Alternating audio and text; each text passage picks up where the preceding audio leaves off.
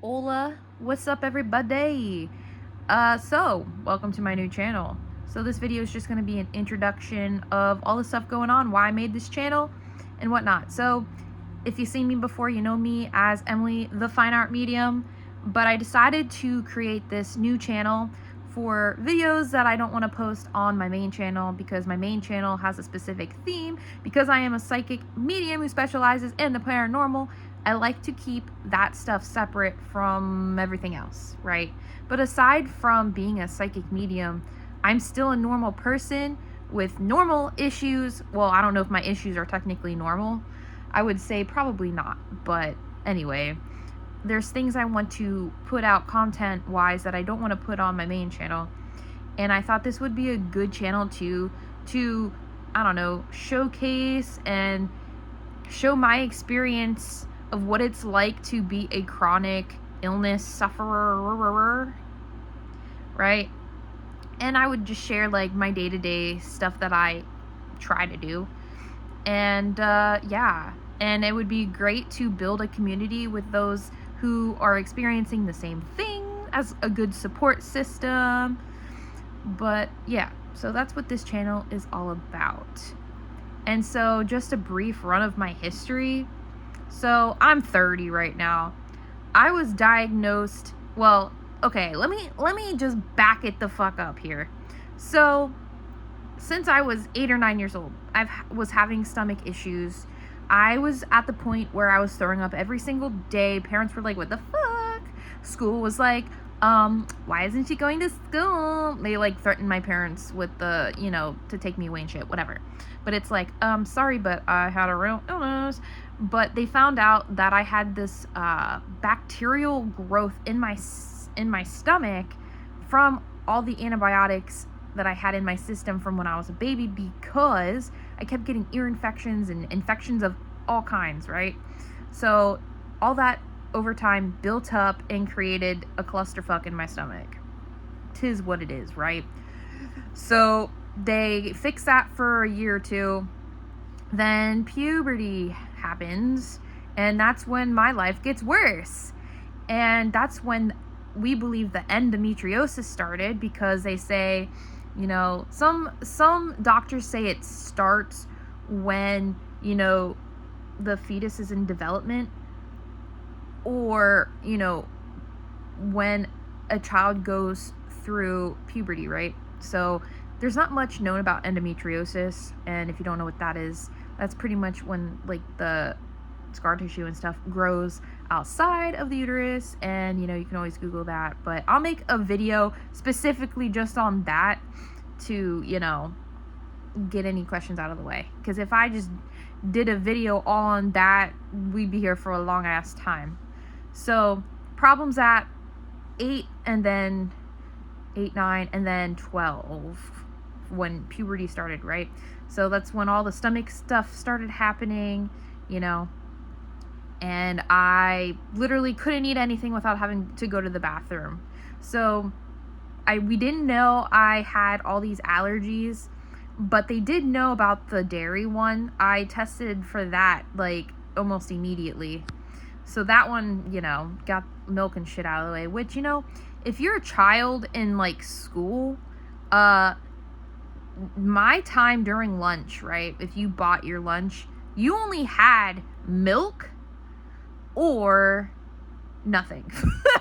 Like those stupid things in milk. Because remember, they were pushing the milk shit in the 90s and early 2000s, right? And they're like, oh, well, you have to get a milk. And I'm like, I'm not drinking it. I'm allergic to that shit. No, thank you.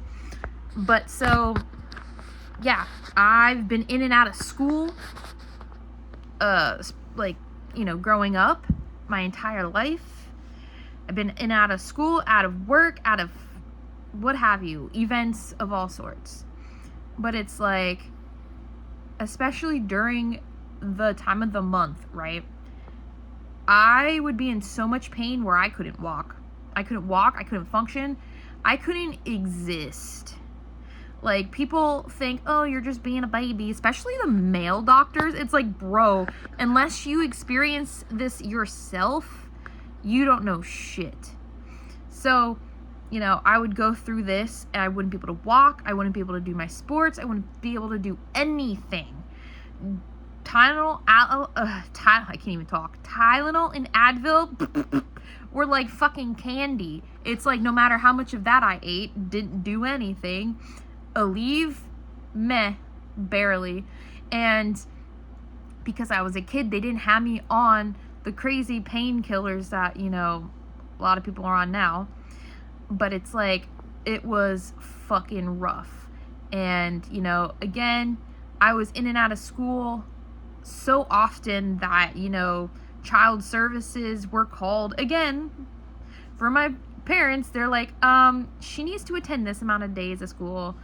Otherwise, it's, you know, illegal. Blah, blah, blah, blah. Well, whatever. They're like, go fuck yourself.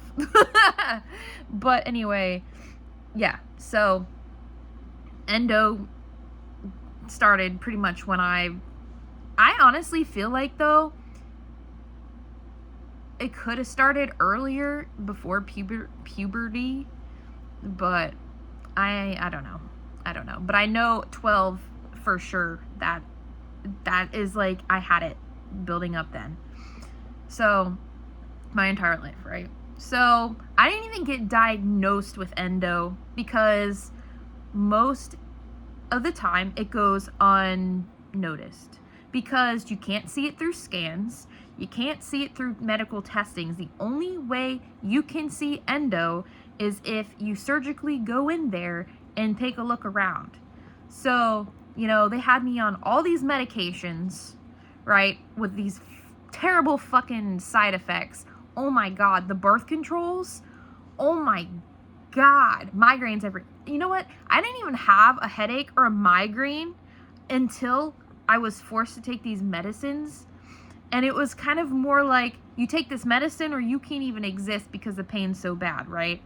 Well, eventually, my body got used to the medication and it was like, haha, you think it's gonna work? Well, it's not anymore. And, you know, so I was dealing with the very bad side effects of the medication, and it wasn't just migraines. It was everything else. Nausea, vomiting, IBS, pain. Like, it was worse to take the medication than it was to not, right? And yeah, so I think around 20, it was in my mid-20s where they're like, fine, we'll do a laparoscopy, whatever. And they found it, right? The lady, you know, who did the first surgery was a freaking liar. And I wish I had documentation, but, you know, I wasn't smart. I didn't know. But, you know, she lied about my shit and was like, oh my God, I got it all. Like, yeah. Which, you know, yes, it can be missed. But, you know, I found that in the notes that, you know, she wasn't exactly telling the truth, or at least the way she explained it to me wasn't correct. But anyway, so we got the laparoscopy where they found it. Cool, burned it off, right? And if you don't know what that is, basically they either make incisions on, you know, your sides where your ovaries would be, or they go through your belly button, or both. Well, this one was just through the belly button, and yeah, they went in that way. And honestly, that was probably the first, like, major surgery situation I had. And yeah, well, long story short, it grew back, and it grew back into my ovary, or not my ovaries, my fucking uterus. Sorry, it grew in my uterus. But the thing about that was, it was on the inside of the uterus, and it compromised the entire uterus along with the pelvic muscles that kind of ran by it, or in it and around it. Sorry. Acid reflux, part of a side effect of my medication. Anyway, so how to get that taken out when I was 26. So in 2019, how to get a hysterectomy. They took out my uterus, took out my fallopian tubes, took out my cervix, which I didn't know you could even take out because of the shit that was growing on it. right? So that was 2019. Last Wednesday, so today's the 5th, so last Wednesday I had to get another laparoscopy because I had been having severe pain like around my ovaries since, for a while, probably 6 or so months, maybe even more.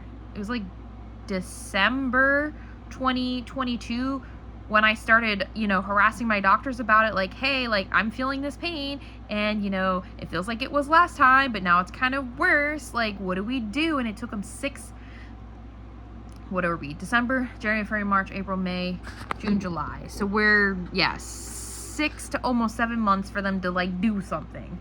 I mean, don't get me wrong, they had me do all these tests, and I knew it wasn't gonna show up on the tests because I have endo. It never shows up on the tests. It didn't show up on the test the first 2 times. It's not going to show up on the test the 3rd time. And guess what? I was right.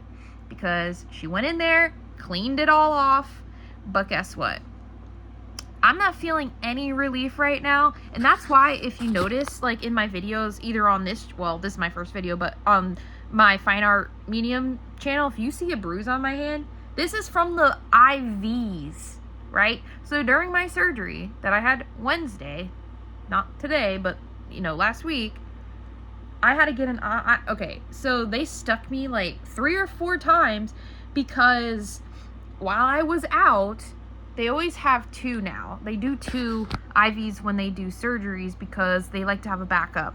Well, I had one in my other hand, which didn't bruise at all, and when I was out, they put another one in my hand, but they fucked up a few times, as you can see. And yeah, and let me tell you, the nausea has been so fucking bad. Okay, it's been so bad. And the dizziness, I can't even function. I can't even do basic activities. Like, we have to get a dog walker to exercise my dog. Like, I put him outside to potty on the tether. Like, great. He'll go to the bathroom and whatnot. Like, I can get the basic shit done for him. But I can't walk him, especially now, coming out of surgery. I'm not allowed to do anything for, like, what did they say, 4 to 6 weeks? I forget. But I can't even do fucking anything. And leading up to surgery, it's like the nausea, the pain, the migraines, the dizziness, it's never ending. Oh, I forgot to mention the best part. So, early 20s, the endo started growing on my bladder. Oh my god, which caused interstitial cystitis, which means my bladder is inflamed and has all these microscopic, like, pinhole, like, fissures in it, right? That causes pain, right? Woo! So not only does it fucking burn every single day, well, medicine's helping with that, barely, but that burns every day, and I have to pee, like, I don't even know. I stopped counting the amount of times I pee in a day. Like, I don't even know anymore. I don't even know. And to work a job, and I have to call off with the job I have. Okay, so I was lucky because I have a government job. They're more like, as long as you have documentation, Gucci. But the bosses and the supervisors and shit are not fucking happy. I've been followed into the fucking bathroom at work and yelled at, or I should say, had their voice raised at me saying, we need you out at the front.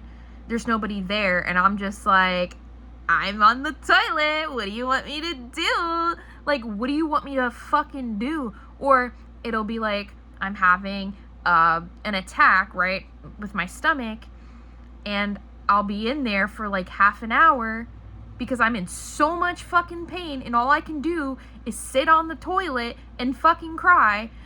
And because, like, of the hysterectomy too, and yeah, this is probably TMI, I have to have a freaking stool when I go to the bathroom because my what do you call it? My organs aren't exactly in the right spot to go, like, everything shifted a little bit when they took some of the stuff out. So it's hard to go to number 2. Not gonna lie. And for anybody who has any of this, probably knows full well what I'm talking about.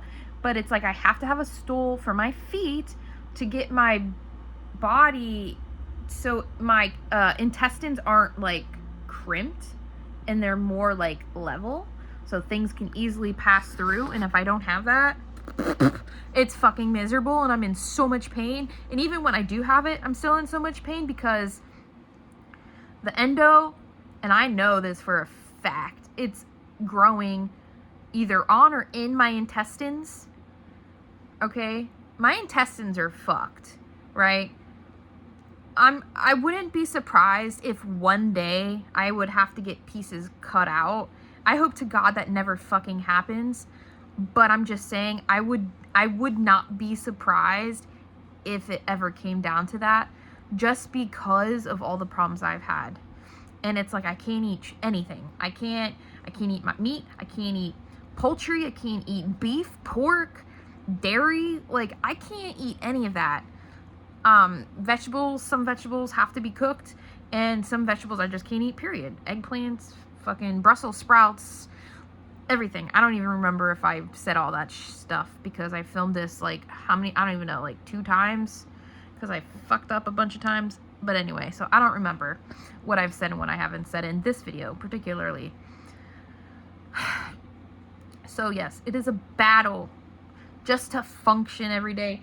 And, you know, the medication I'm on now has side effects, as everything does. And I'm that 1% of person who gets every single side effect on medication.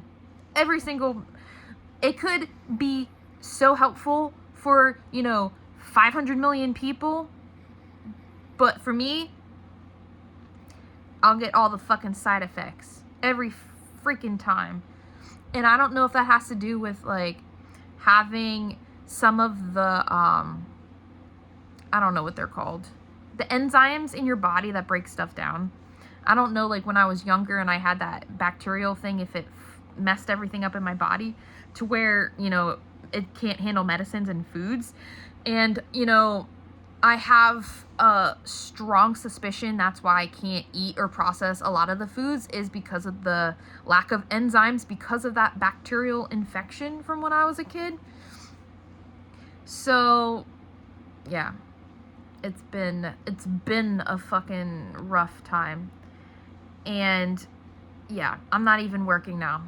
Like, I can't even stand like 20-30 minutes.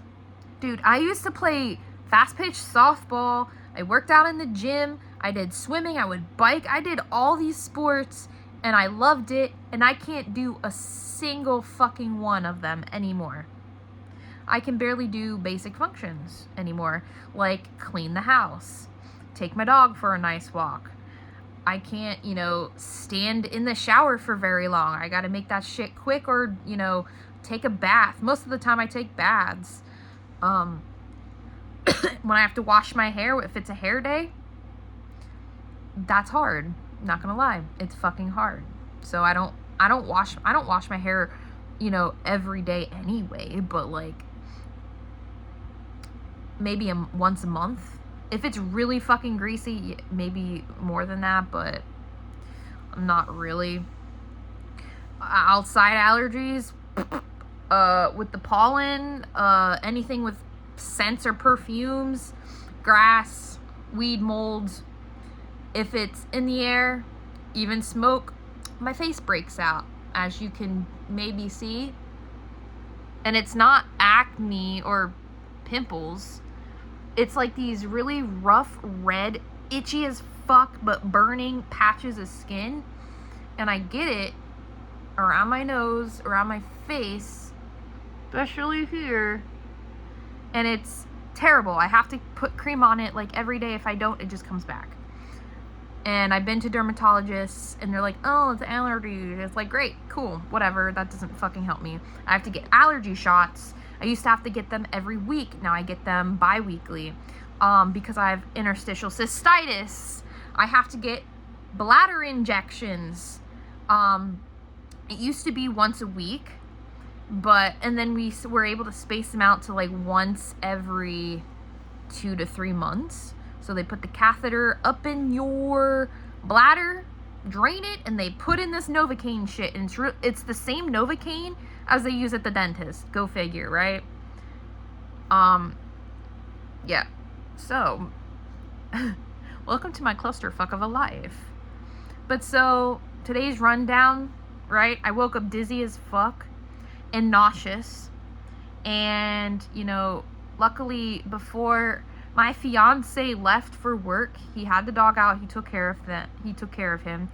So, you know, I woke up at, I don't even know, like 1:30 p.m. because I didn't get to go to sleep till 6 a.m. because I couldn't sleep. I was having so much back pain. Oh, arthritis in my back.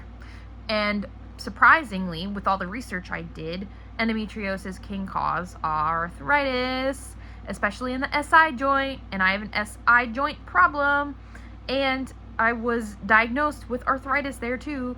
So, yeah, couldn't sleep because of the back and the nausea. I am literally, this week too, I am on nausea medication because it's so bad, I can't eat, I can't get out of bed. But once I took that this morning, you know, got out of bed, got the dog outside, even though he was a good boy and didn't, you know, try to go out. But I was like, you know what? I might as well do it now because I might not be able to do it later. Did that. And then I went back to the bed, laid down with an ice pack. And that's my fucking life, really. So it's like I lay in bed most of the time with an ice pack. If my back is really bad to where the medicine ain't working, I'll do a heating pad. And it's like the pain medicines they have me on, all the medicines really they have me on cause drowsiness and dizziness. And what was another one? One causes dry mouth, which is weird. There's there's some other things, headaches, whatever, constipation. Oh Jesus, don't even.